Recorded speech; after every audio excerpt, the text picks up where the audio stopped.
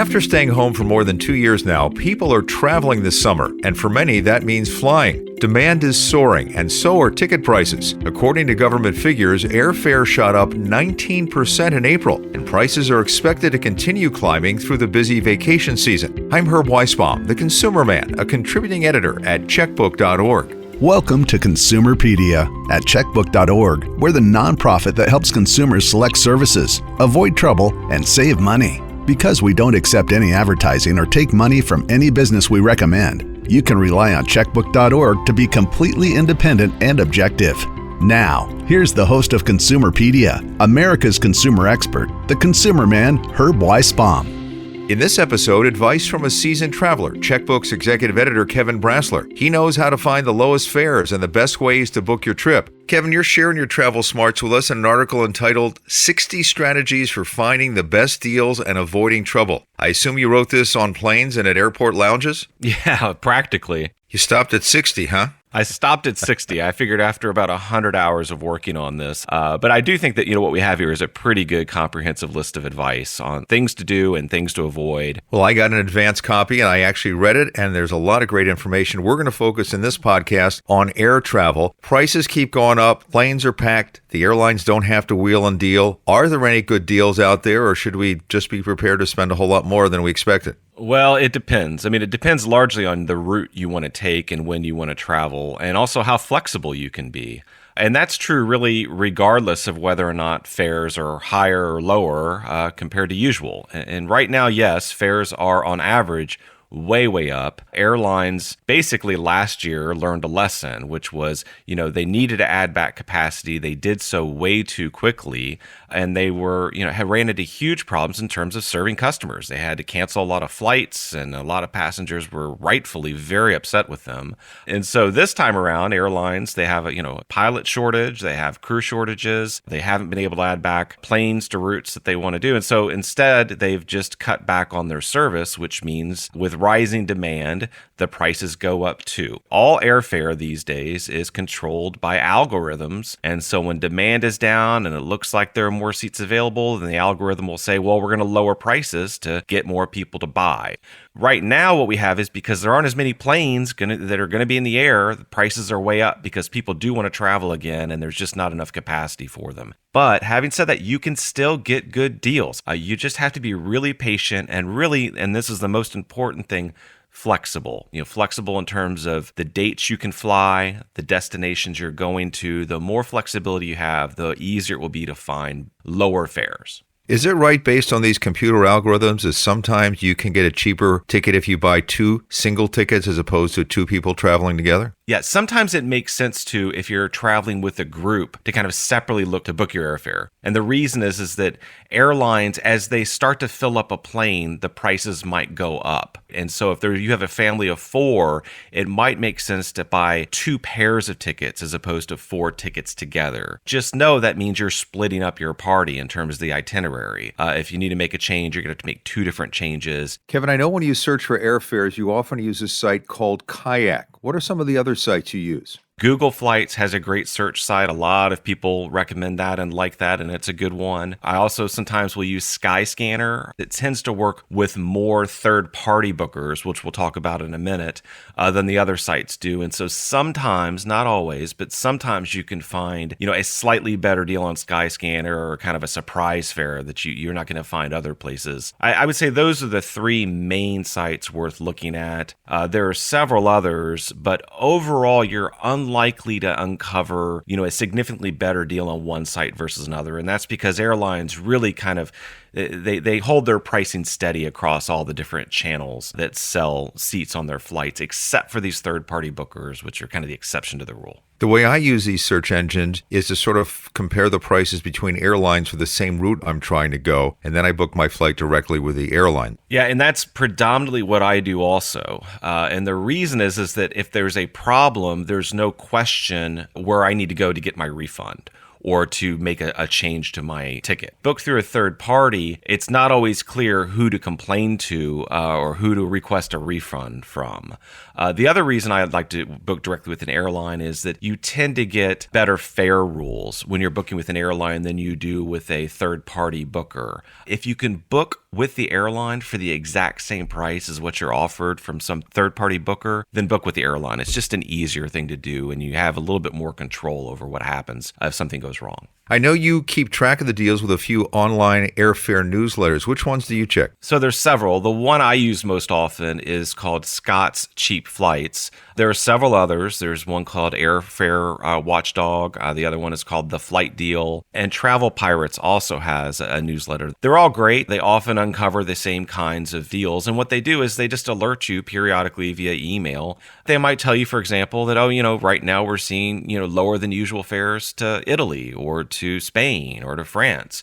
They might alert you to a deal that you might not have discovered on your own, especially if you're not obsessively searching like I do all the time. Now, here's something really important for people who don't travel a lot or who haven't traveled recently. When you're searching for the best deal, you've got to know what it means when it says basic economy. Yeah, it's the lowest price on the flight, and there's a reason for that. If you are a budget-minded traveler and you can pack light and you don't mind being at the bottom of the airline's pecking order in terms of selecting a seat, being able to check luggage, things like that, then I think basic economy, it's fine. It's something worth exploring. It's something worth buying, especially if you can save a lot of money booking one of those tickets.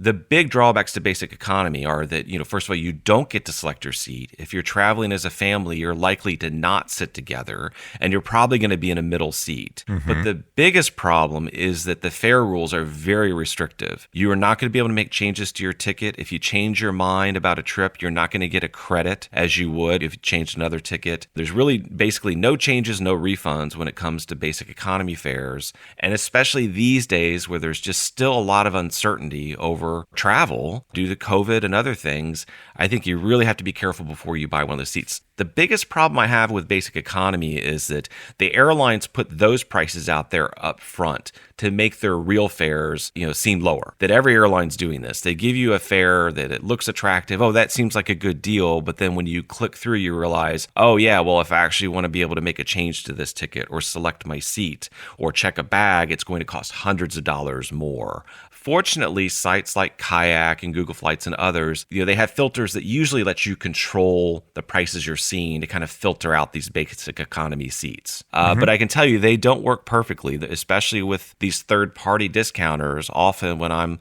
looking for airfare, I'll say, oh, that looks like a great deal. But then when you actually click through to see what it includes, it often doesn't include a checked bag or seat selection and things like that. And it's pretty frustrating. We always hear that booking a vacation package is the way to save. Is it? We'll talk about that straight ahead. This is Consumerpedia, powered by Checkbook.org. Checkbook has consumer ratings and evaluations for travel agents in these 7 metro areas: Boston, Chicago, Philadelphia, Seattle, San Francisco, Minneapolis-St. Paul, and Washington, D.C. The ratings are available with a subscription. If you live in one of these 7 areas and haven't joined Checkbook yet, check us out. Get a free 30-day subscription by going to checkbook.org/Consumerpedia. When it comes to travel, no one at Checkbook does more of it than our executive editor, Kevin Brasler. His motto is, have backpack, will travel. Kevin, you like to travel as much as I like a good piece of pizza with a nice microbrew. Yeah, that's probably true. And I like to travel, by the way. I mean, I like to be at different places. I just don't like the hassle of getting there. That's what bothers me. Yeah, and I used to be like that. I used to have to, I hate waiting. I hate having to be on the flight, and there's always delays. They just, airlines especially just do not value your time at all. Right. But over the years, I've found that the more traveling I do, the more patient I can be. And the key is I just take a lot of work along with me. That way, even if I'm trapped in a seat, I just pretend I'm in the office doing work and plugging along. So that helps too. Well, we decided to fly to Hawaii this year first class. It's a 5.5-hour flight, and we get a box lunch. After the box lunch was taken away, I turned to the Delta flight attendant and said, "Where's the hot fudge sundae?" He says, "Sir, those days are long gone." He's right. I hear stories of back in the day what first class is like, and it is nothing like that anymore, I can tell you that. So every story on saving money on travel says that there's a best day of the week to book and a best time of the day to buy your plane tickets. Is that really true, Kevin? Yeah, I read a lot of advice. There's a lot of articles out there that say, the best time to shop for flights is on Tuesday after midnight or, exactly 60 days before the departure. A lot of this advice, they're relying on, aggregate data, trying to pinpoint, this is when prices tend to be the lowest on average. But it doesn't really do you much good, I don't think, in terms of booking low fares. The algorithms the airlines use, fares are changing constantly as planes fill up. Prices go up. As they need to fill planes up, prices go down.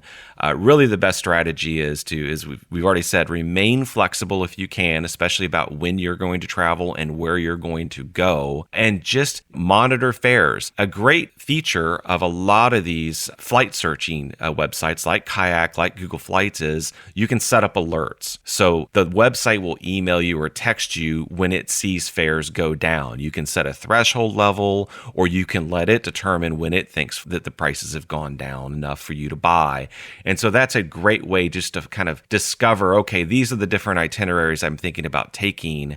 And now they'll tell you, okay, now it looks like prices might have gone low enough to where this is the best time to buy. But these rules of thumb in terms of, this is the best time to do it, I think for the most part, that stuff's nonsense. Usually at about a week away from a departure, that's when prices go through the roof, because at that point, the airlines know that the people who are booking those last minute fares are usually business travelers. And it means that they need to be somewhere and they're just going to pay whatever for their ticket. So you do want to book pretty far out. Is there a rule of thumb as when to book? No, there's not. Do the best you can to remain flexible, and when it looks like prices are low, go ahead and book. These days, a strategy worth considering is to go ahead and book, and then if you see prices dip below, far below especially, what you've paid, then go ahead and rebook at that lower rate. A lot of airlines these days, for example, will let you do that, and they'll give you a credit for the difference. So that's the strategy I've taken, where our family is taking a trip during the holidays, and I just booked tickets for that, and it's way out, right? It's 7 months out from when we're going to travel. But I decided to go ahead and do it, knowing that if fares get lower than the prices we've paid, I can just rebook with American, and I'll have a credit for the difference right now. So long as the airlines don't start charging those ridiculous $200 change fees, you can do that. If they reinstate those, now that changes the game, because the price will have to be reduced per ticket by more than $200 for it to make sense to rebook and try to capture that difference. With all the traveling you do, I know you take advantage of the miles and the points and the frequent flyer programs. Any couple of tips you have on that for us? Definitely sign up for the different airlines programs. So as you book a ticket, go ahead and sign up for its frequent flyer program. Even if you don't travel much, it's good to do that, because you just never know whether or not you're going to be able to take advantage of those miles. With most airlines, the miles do expire after a certain amount of time, and so you might lose the value of them. The exception there is Delta. Its miles never expire, so if you're going to take a trip on Delta, you may as well sign up and just let the miles accrue. Having said all that, I just urge people, don't become obsessed with earning miles on one carrier. You have to consider that for the most part, these programs, 1 point or 1 mile is worth about a penny. And so if you can save hundreds of dollars by booking on a different airline than your preferred one, don't book your preferred one and pay a lot more just for the sake of getting the miles, because you're just not getting a good deal there. Look to save money as opposed to racking up a ton of points, because if you don't travel a lot, you're not going to rack up a ton of points. It's not going to make a big difference. You have to travel a lot before they start giving you first class upgrades and things like that. One thing you can do is get the airline credit card, which may give you free baggage and that kind of stuff. That's a good way to save. Yeah, it gets you free baggage, and usually there's a big bonus when you sign up for those cards. You can get 40,000 miles up front. Some are 70,000 now. I just got an offer from the mail the other day, 70,000. So it could be anywhere between $300 and $700 worth of basically frequent flyer points for signing up. These cards only make sense, though, if you pay off your bill every month, because the interest rates that come with those cards, as you know well, Herb, you've written about this many times before, the interest rates are very high with those cards, and most of them also come with pretty hefty annual fees. And so you might need to do a little bit of math to figure out whether or not the travel points you're going to accrue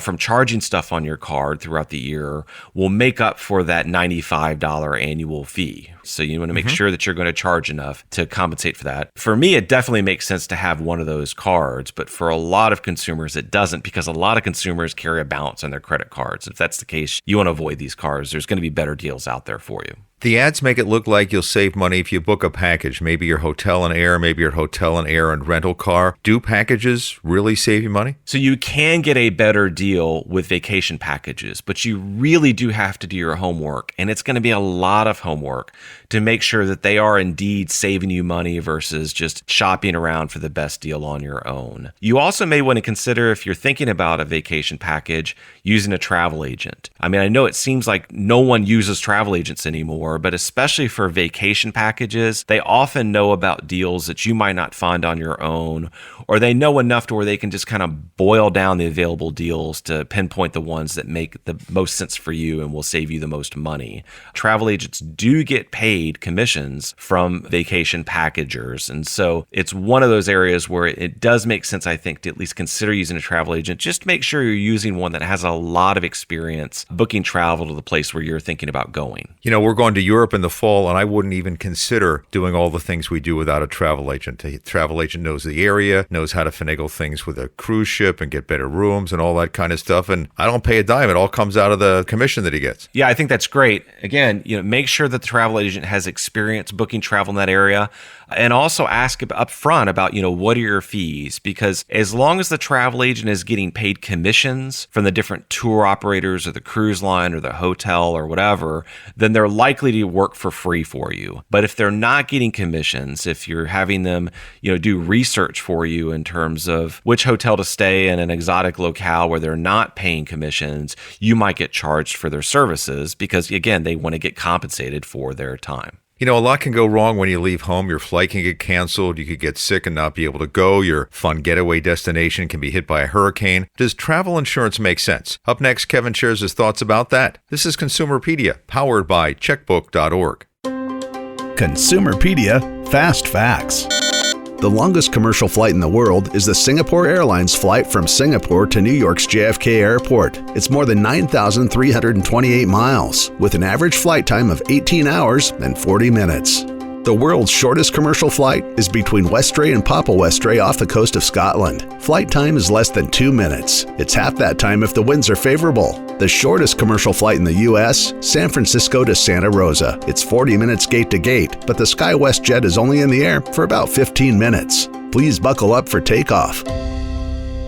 We're talking to Checkbook's executive editor, Kevin Brasler, a very frequent flyer. And in your new article, you talk about finding the deals and avoiding trouble. So let's talk about that.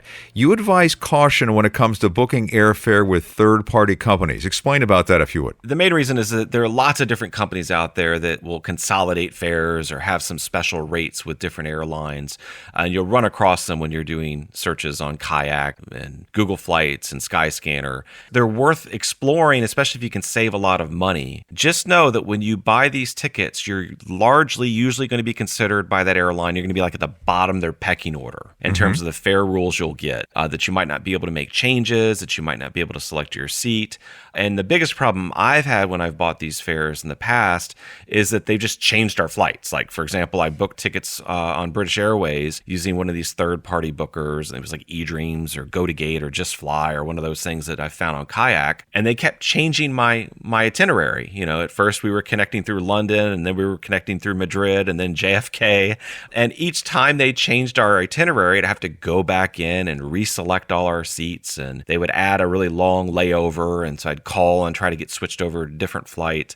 We live in the Washington area. They kept changing our origination airport. It's really convenient to where we live to fly out of Dulles or National Airport. They changed our flights to Baltimore, which, again, it's just more of a hassle. It's another hour to get there, and parking's atrocious up there, and traffic's always bad. Yeah, again, was it worth it? Was it worth the $400 savings I got by booking using that company? Yeah, it was. I would do it again if I could save that much, but going into it, I just think people need to be aware that these seats, they're often discounted. They're better prices than you can get elsewhere, but it might be more of a hassle. And another important thing to keep in mind is that it's not clear if you need a refund, if there's a problem, who to ask for that refund from. Do you ask from the airline, or do you ask from this third-party booker? During the pandemic, a lot of the airlines were like, hey, no, your tickets were booked through this third-party company. You got to go get the refund from them. And it was a nightmare for a lot of travelers to make that happen. happen. Be a lot of finger pointing if something goes wrong. See them, see them, see them. That's the problem you have. Right. So if it's the same price, if you can get the same price booking directly with the airline, or for that matter, a hotel or a car rental agency or a tour operator, or even a vacation rental place, try to book direct. It just eliminates this any kind of middleman in the process. And if there's a problem, you know who to go to. There's not going to be any of, oh, it's not my fault, you have to go talk to the airline, or it's not my fault, says the airline, you have to go talk to this third-party booker. So you can't buy a ticket these days without a big screen popping up. Do you want to insure your purchase? Are you sure you don't want to insure this? Things could go wrong. What about the insurance, the travel insurance that's offered by the airlines? Yeah, the stuff offered by the airlines and the travel booking sites, it's garbage. Don't buy it. There's too many exclusions. If you read through these policies, you'll wonder, well, what does this even cover? Earthquakes and pandemics and, acts of God, and all these things are excluded from the coverage. And they originally wrote up these policies basically to, ironically, protect you against their ridiculous change fees, these $200 change fees they had, which have gone away. If you want to buy insurance, and I really urge people not to usually buy insurance. For most travelers, trip insurance, travel insurance, it doesn't make much sense. If you're going to buy it, though, generally you want to buy it on your own. There's various websites out there like Insure My Trip and others that sell standalone policies. And the ones you want to consider usually are cancel for any reason policies, because as that sounds like, you can cancel for any reason. You don't have to jump through any hoops and there aren't any exclusions. Before you do so, and Herb, I want to cover this on a different podcast, on its own podcast. I really urge people to consider what it is they're risking when they're traveling without trip insurance or travel insurance. I had to cancel for my family 4 different trips due to COVID concerns over the last couple of years. 4 different trips, and a lot of stuff we prepaid. And I didn't lose a dime. I was able to get money back from airlines due to canceled flights, or get trip credits, or hotels and vacation rentals let me rebook. I didn't really risk anything, and I'm glad I didn't waste money on insurance for any of those trips. Well, the reason why we buy insurance when we go to Europe is because, and a lot of people don't know this, Medicare does not cover you when you're outside the United States. So we want the health coverage, number one, and God forbid we're not in a developed country and got to get out of there. We have the flight evacuation, and that's why we buy it. And that's the big risk, that you have a medical problem overseas and it's not covered. And the really big risk is that you need evacuation. Especially if you're on Medicare, I think it's worth considering buying a medical insurance policy when you're traveling abroad. But that's very, very different from the junk that these airlines are selling, and the junk that Expedia and Booking.com and all these different travel websites are selling. What they're offering you is very different than the stuff that Herb's buying. Let's end with a lightning round to give us a few final tips for anyone who hasn't traveled in a while. Watch out for too short layovers. Yeah, especially if you're checking luggage. Some of these airlines, they're still offering, these 40-minute layovers. Well, your luggage isn't going to make it if you're only in the airport for 40 minutes. If I'm checking luggage, I want an hour cushion there. And if I'm traveling internationally, like through Heathrow, you probably want a 2-hour cushion to make sure that you have time to make it through security and to make sure your luggage gets transferred. Some essentials you should carry on the plane. Yeah, always take prescription medicine with you. And buy your ticket with a credit card. When you use a credit card to buy something, you get really strong protections. If something goes wrong and someone's not willing to put it right, say a tour operator cancels all your stuff and disappears with your money, if you've paid using a credit card, you're protected. You will be able to get that money back. Kevin, some really great advice. We wish you happy travels, because that backpack is packed and ready to go. That's right. It's getting warm out. Let's go. Well, that's it for this edition of Consumerpedia. Thank you for listening. You can subscribe to us on Apple or Google Podcasts, Spotify, Stitcher, or wherever you listen to your podcasts. That way, you won't miss any episodes.